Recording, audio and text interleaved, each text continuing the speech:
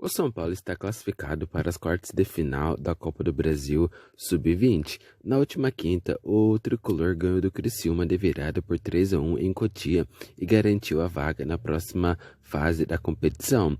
Foram 2 gols de Ferreirinha e 1 de Raia Francisco. No primeiro encontro em Santa Catarina, o São Paulo goleou o time de Santa Catarina por 4-0.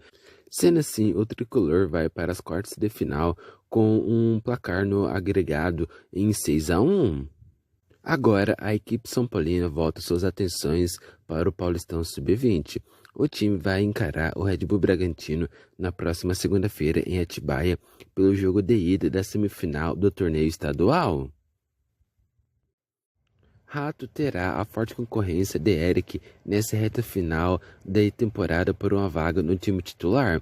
Contra o Vasco da Gama, o camisa 27 acabou ficando no banco de reservas e viu seu companheiro ser um dos destaques da partida. Agora ele se apoia no fator de ser o principal garçom do elenco para recuperar seu status.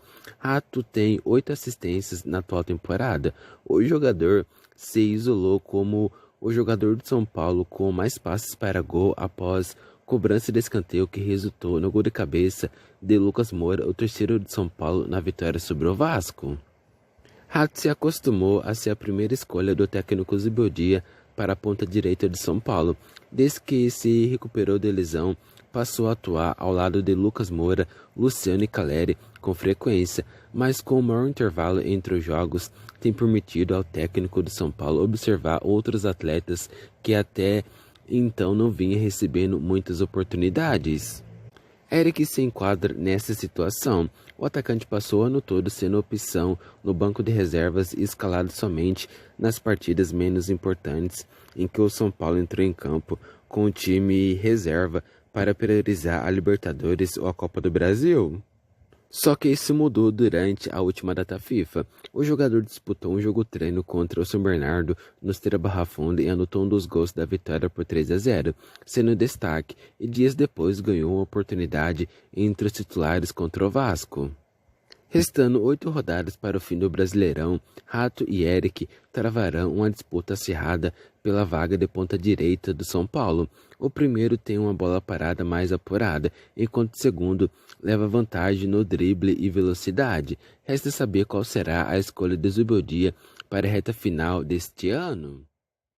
Ferreirinha de São Paulo participou de cerca de 15 minutos na vitória diante do Vasco por 3-0 em Campinas pelo Brasileirão.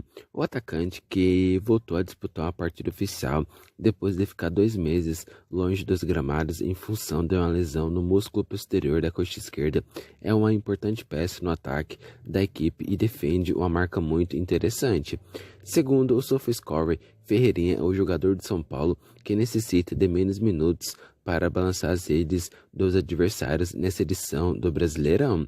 Os números apontam que o camisa 47 do São Paulo marca um gol a cada 172 minutos em campo. Ferreirinha participou ao todo de 20 partidas do São Paulo no Brasileirão deste ano e no período anotou 5 gols.